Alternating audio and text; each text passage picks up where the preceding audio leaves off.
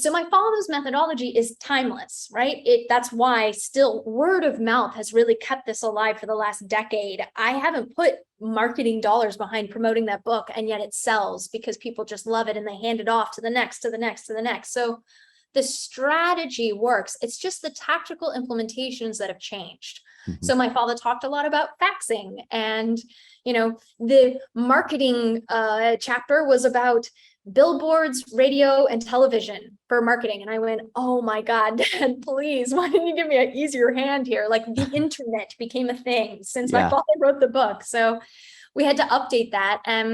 So 15 years ago, the average company was on 7 different marketing mediums trying to advertise and market.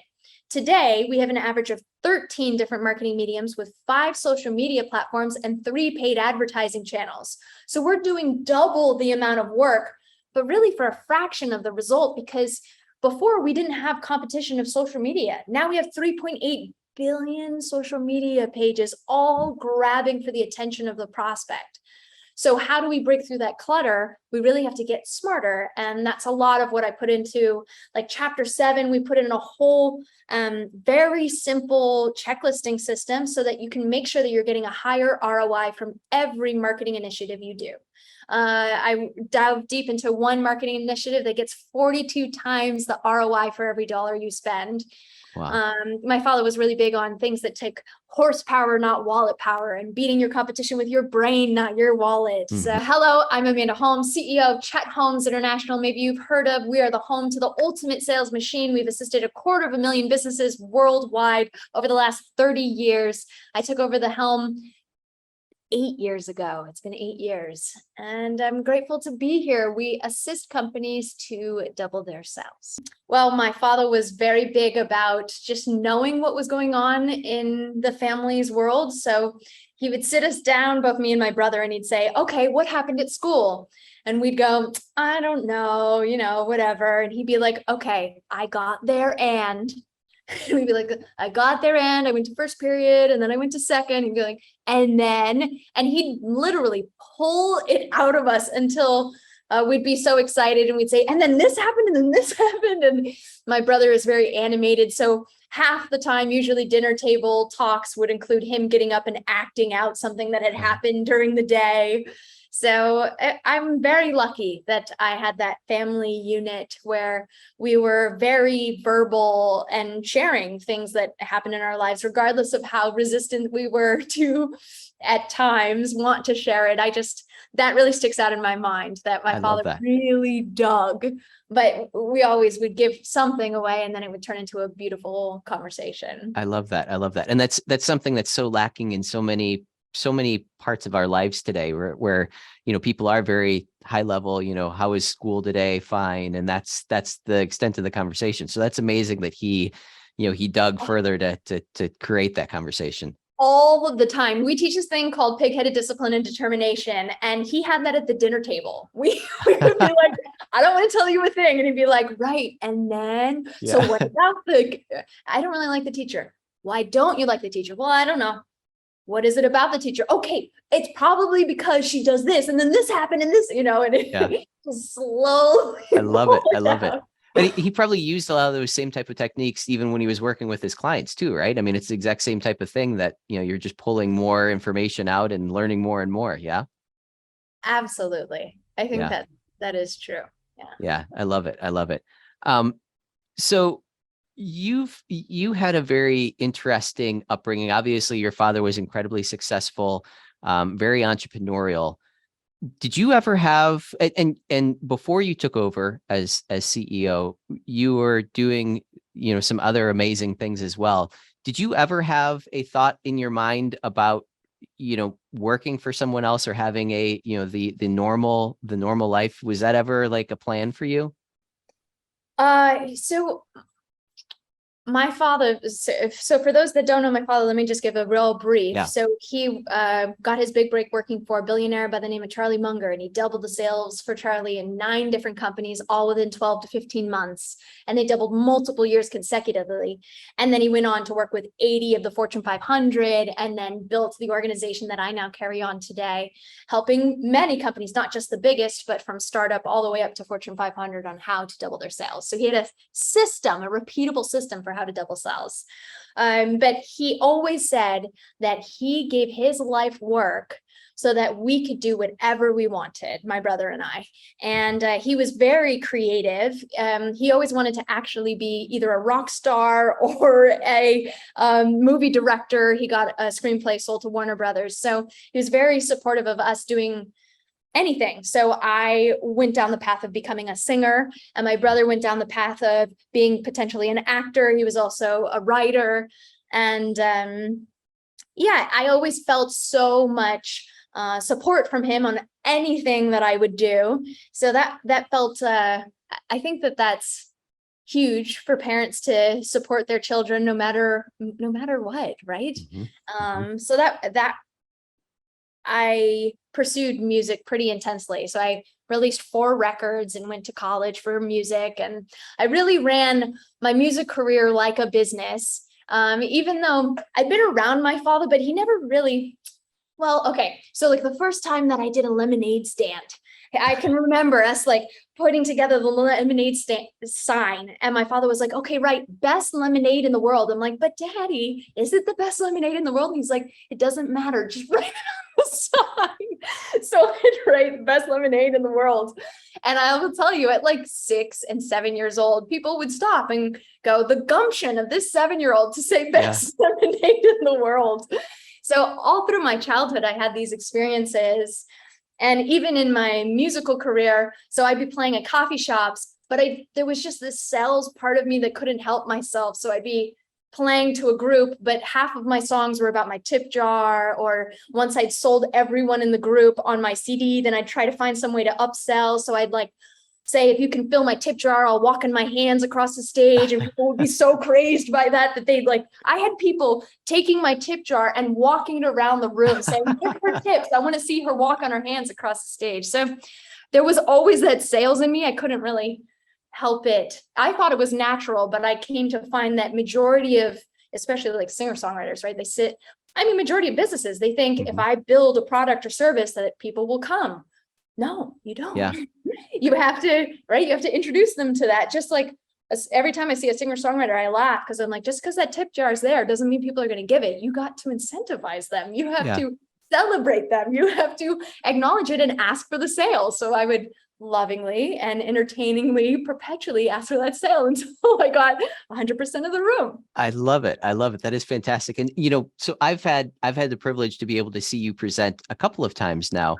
And Yes, one thing that I can say that you have a different energy about you when you're not saying you're different when you're off stage, but when you're on stage, it's amazing. Like it doesn't seem like anything phases you, right? Like you just kind of roll with whatever is going on, at that moment, whether it's like, I've heard like, I can't tell where the crowd is at right now. Like, is everybody getting this? Right. And it's just like, you're very like acknowledging of, I'm feeling like a little bit of tension up here. I'm feeling like people might not be understanding this. Let's dive deeper into that.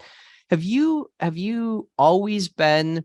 I guess that the question is, do you have any tips on people that might be nervous about presenting? How to present in a way that, it's just, to me, it just like exudes confidence. I mean, that's basically what you have, is just amazing confidence. And it's like, oh, what's going on here? Like, talk to me and we'll fix this. Right. And I think that a lot of people like don't want to step into that, into that energy. They try to avoid that. And you just kind of dive right in, and it's refreshing. It's really amazing. So I'm curious, Thank you what for your response is to that. that. That's very kind of you. I have been known on occasion to harass my audiences. Like, what's going on? Give me feedback here. Yeah.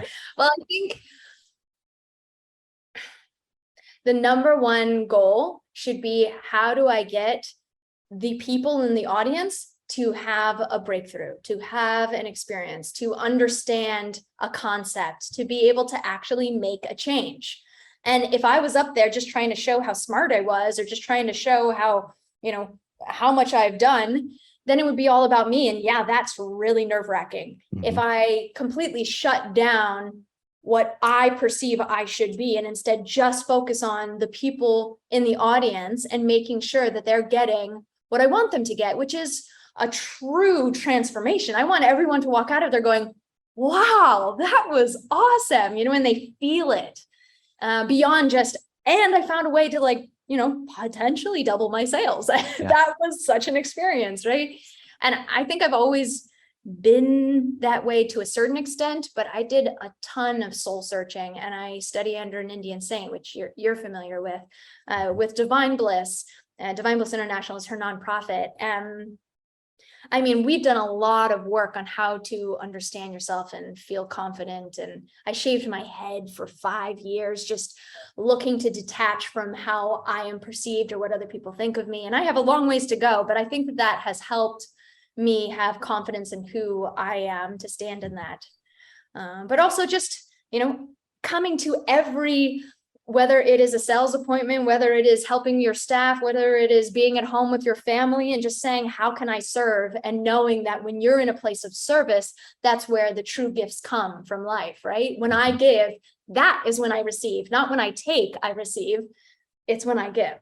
I love that. I love that. That's such an amazing answer. And again, so lacking in today's society. Everybody's, what's in it for me? I want the immediate gratification. I want. And, you're absolutely right. You get when you give, so love that. Love that. What was it that you were seeking when you started studying under your guru? What was there something that was missing in your life, or something that you were trying to figure out? Yes. What was I not seeking? Oh my God. But no. So at the time I found her, my father was diagnosed with cancer. So I was watching right before my eyes every single day. The doctors would come in and say, you're going to die if you do this. And my father would be like, screw you. I don't care what you say. I know my body. I'll sign myself out. So we'd be signed out of the hospital like every third day after the doctors were saying one thing or another. So it was very, very stressful. And it felt like it was, life or death every day with somebody that I was extremely close with. And it really made me question what's the point and purpose to life. And so when I met Guruji, she taught me that every disease in the body is a disease of our minds. And I told her that I had celiacs. At that time, the smell of wheat, I couldn't be in pizza parlors or talk to somebody with beer on their breath. I would start to get nauseated. And if I ever ate it, I would have to go to the hospital. It was extreme. And she said, oh, well, I could assist you in curing celiac disease. And I went, no Western doctor has ever said that to me. And she said, yes, of course. It's just, it's within your mind. If you can work through, then your body can heal. And I said, I will go to the ends of the earth for you to teach me that. And I am willing to learn, please. So I went, at that time, she had a center in Singapore, and I flew all the way to Singapore and spent some time. And after a 6-week program, I walked out the other end. She had rebuilt my stomach lining, or assisted me to rebuild my stomach lining. And now I can eat wheat. I ate a sandwich for lunch today, and it was amazing. Yeah, that's amazing. That's amazing. Yeah. And I love that. I'm the exact same way. I believe that, so much of what we manifest in our lives is just in our head, whether that be sicknesses or the way that we think about, certain situations. It's, some kind of blockage or something, trauma that's, pent up in us from childhood, and, clearing that all out. Just amazing that you've gone down that path and, done that work to be able to make yourself better. What are some of the things that you feel like you're trying to work on for yourself to make yourself better? Like, what are the next steps for Amanda? Obviously, we're going to get to the book here, because that's a huge thing that I know a lot of people have been waiting on that for many years, because again, it's such a a foundational book. I can remember starting one of Actually, I think it was given to me probably around 2008. When was it actually written? Yeah, it came out in about 2007. Okay. Yeah, it was given to me probably in 2008, and I absolutely loved it. And it, changed my life at that time. I was struggling with my business. So certainly impacted, by that book. So what other things are you working on right now to better yourself, would you say? Well, I think I can weave both of those. You had a question that came after and then before, and then you backtrack. So I'll weave them together. Sounds good. So, my Penguin, my publisher for the book, came to me every year practically since my father passed and said, we sell so many books. It would be really great to do a new edition. And I kept saying, not in a million years. I don't think I could touch that. I mean, our clients call that their red Bible because second to the Bible, they read that the most, right? It is a cult classic. People just love that ultimate sales machine. So I kept saying no and no and no. And then all of the work that I did in the nonprofit world with my guru and Divine Bliss International, I really felt like there was a new evolution of understanding life. And it really came from those times with my father in the hospital. I'll never forget. This is strange to share, but there was this moment where he was staring out the window and he said that, my father said this to me. He said, for all the money that I've amassed, nothing can buy my way out of this hospital room. And I never forgot that. And then after he passed, I kept thinking, I can't step into the business. I'm just going to put myself into a grave just like he did. Like, I'm just like my father. That's exactly where I'm going. And then it was my guru that said, no, you can do this a different way. You don't have to do it in pressure. You can do it in service. You can do it in gratitude, right? There's a different energy because it's the energy behind it that dictates your own pressure, right? You're the one putting yourself through the pressure if you decide you want the pressure or not. And so I finally said, okay, I will accept the book deal because I want to share this knowledge that I've learned about how to live a different kind of life while still generating the marketing and the sales and all of this. So I said yes to the book, and it took 4 years. I mean, just version after version. I wrote 100 versions of the final chapter. Wow. It was a lot. And I got denied quite a few times by the publisher because they're just like, where is this coming from? This is a sales book. You remember that, right? I'm like, oh, I know, but they go together. And I just kept thinking, if my father had survived the leukemia, he would have been a different man, and he was a different man, and he would have shared a different way of life. And then one night, right before the manuscript was due, I rummaged through his old emails, and I found this email where he had said, I've generated more wealth in the last 6 months than the last 8 years combined, and it's because of this.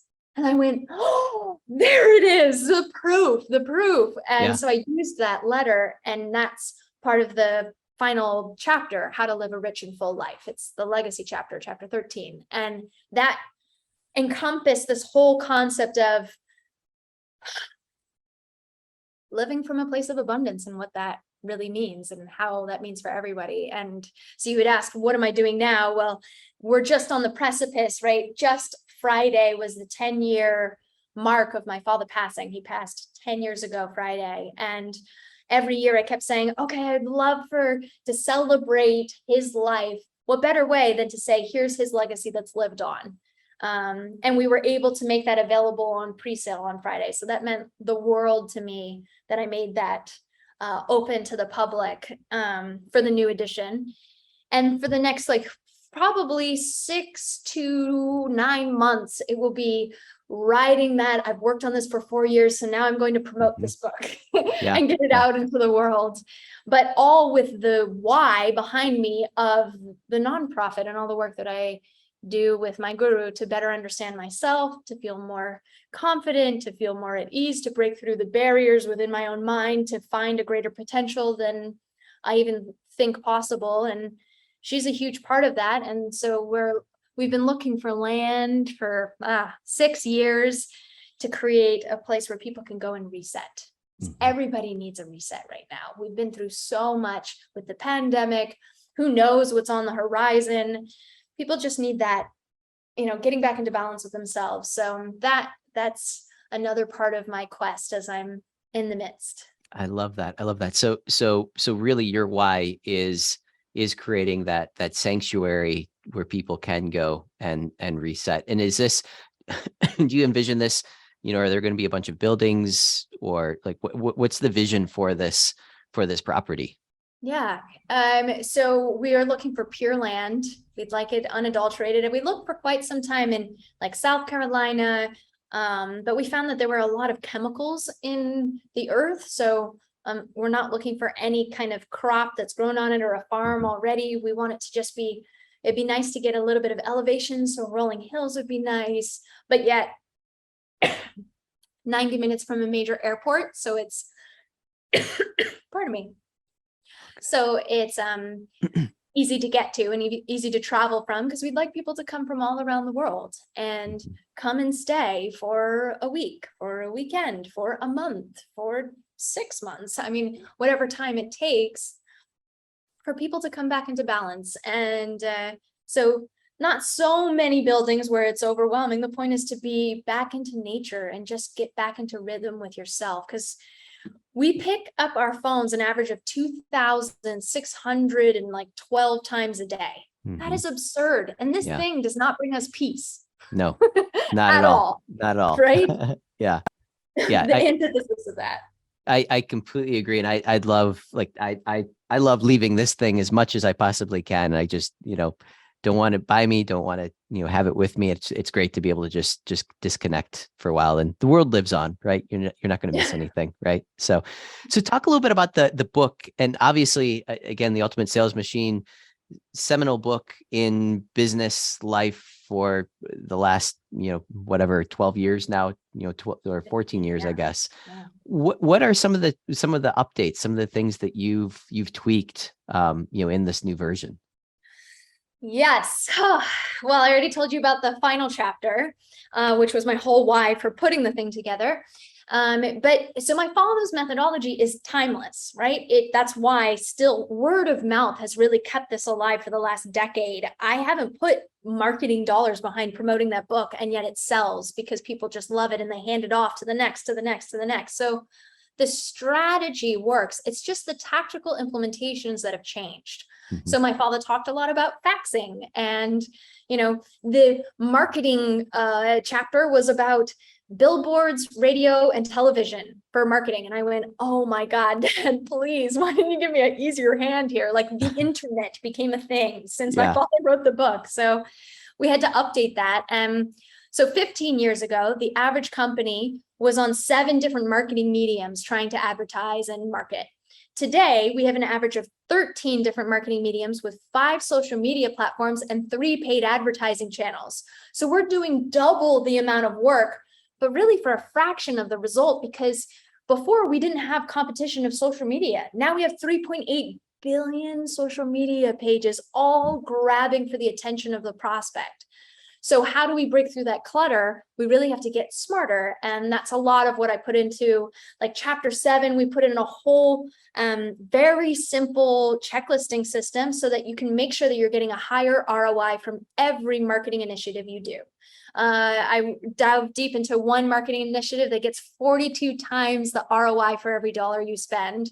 Wow. My father was really big on things that take horsepower, not wallet power, and beating your competition with your brain, not your wallet. So I put a lot of stuff in there, and then sprinkled all the way through it a bunch of different case studies of proteges that have gone through the book. I ate a ton of nuts right before we got on this call.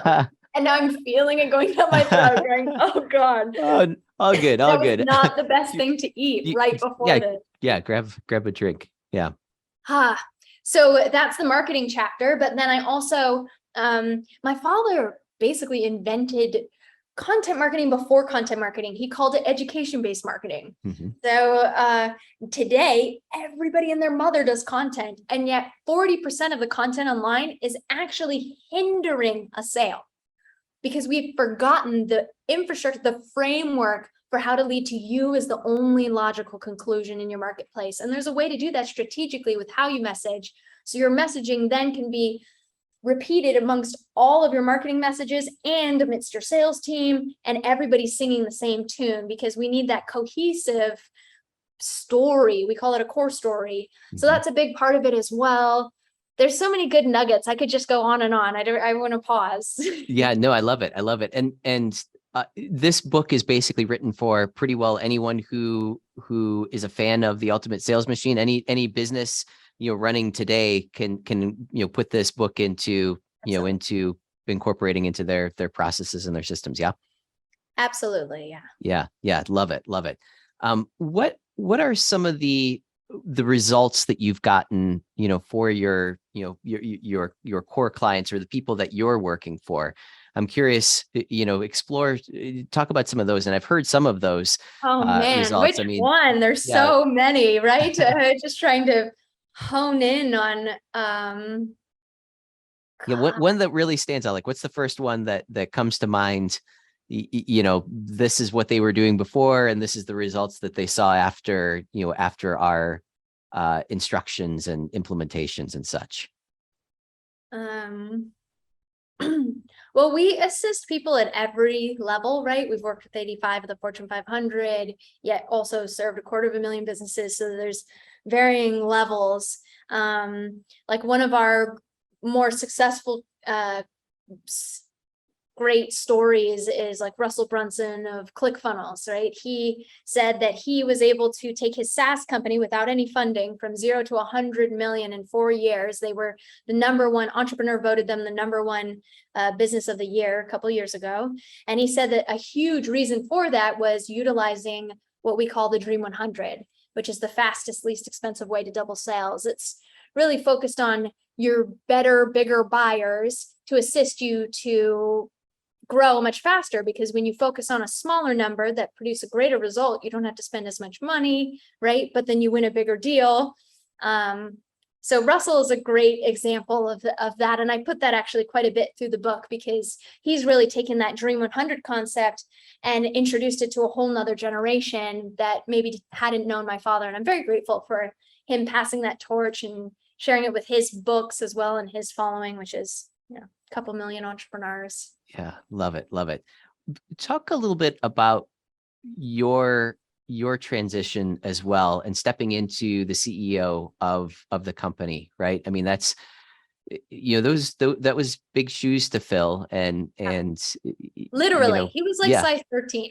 It was like half of his shoe size. That's funny. That's funny. So talk a little bit about that transition, right? I mean, I know that it was, you mentioned before, it was something that you struggled with at first, but then you accepted it, and you moved into it.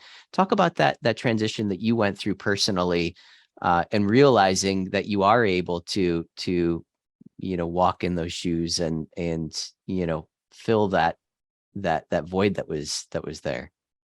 Yeah. Well, so me and my father were very, very close. I was actually born on his birthday. February 13th is our birthday, as if the, stars had to align that we were that close.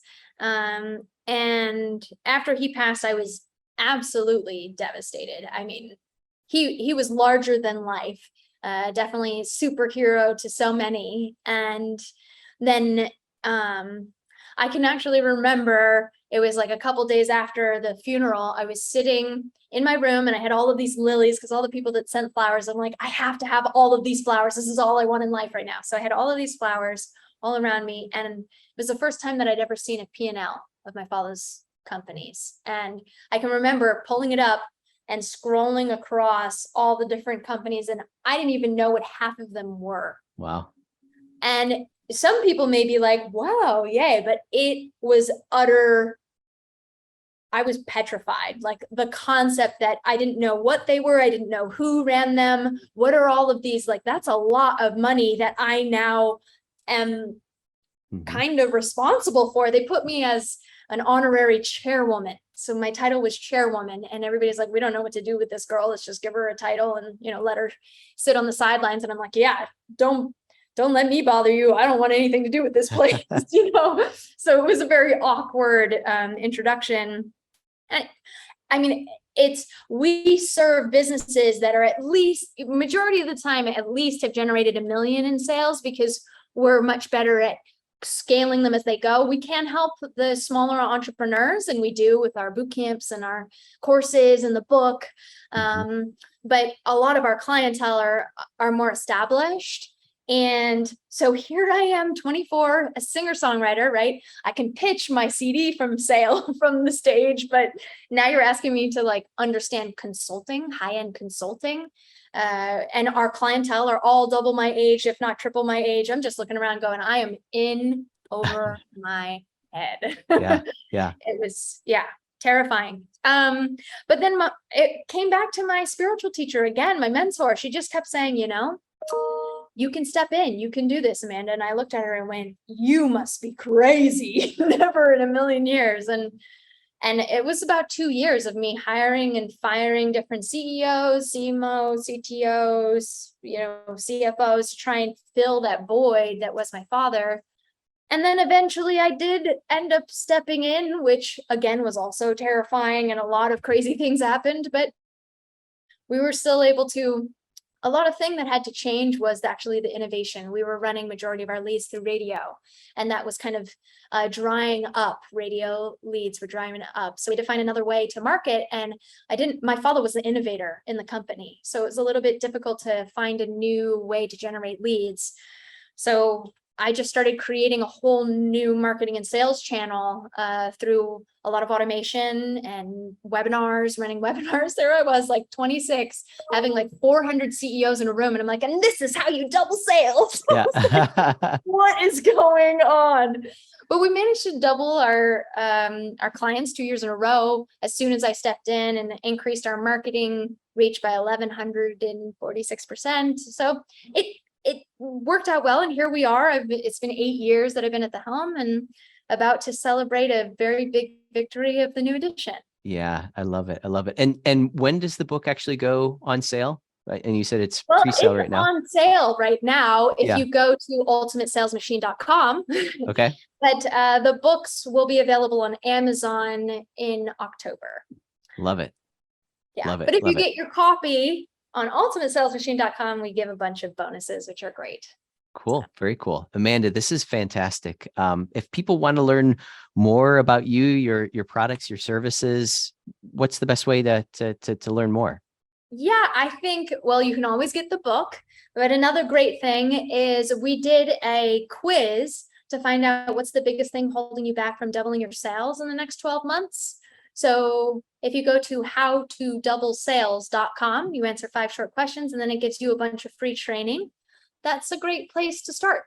I love it. I love it. I love it. This is, again, I can't tell you how excited I was when I saw you pop up on the list of people that we were going to interview, because again, the book has just been transformational. Like I said, I love your energy, love the passion that you put into everything that you do. So I know that this is going to be a huge success, just like everything else you've touched. So yeah, really, really, really great. So Amanda, thank you for the time here today. Thank you, Matt.